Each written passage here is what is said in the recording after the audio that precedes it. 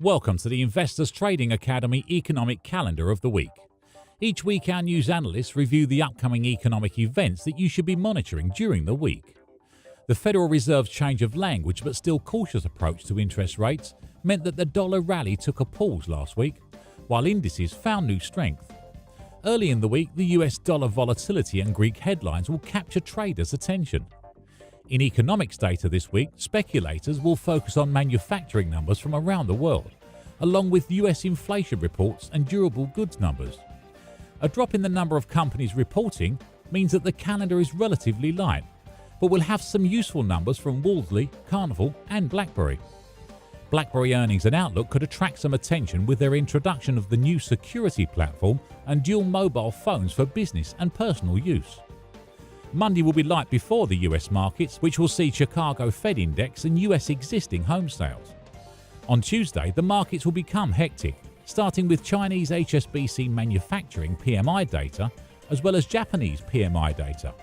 This will be followed closely by UK inflation reports and US new home sales.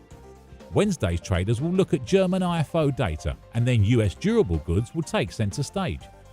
Durable goods orders are expected to rise 0.5% from 2.8% last month, while excluding transportation the figure is expected to be 0.5% from 0.3%. Thursday, investors will take a look at Japanese unemployment numbers and inflation data. The jobless rate is expected to drop to 3.5% from 3.6%, while CPI edges lower to 2.3%. Tokyo CPI is frequently a leading indicator for future national CPI readings and is expected to hold steady at 2.3%. Retail sales are expected to rise 0.9% from 1.3% drop. UK watchers will get a look at February retail sales, which could cause some volatility in the pound. Friday concludes quietly with the final reading of fourth quarter US GDP. Revisions are expected here, with the QOQ number being moved down to 0% from 0.1%.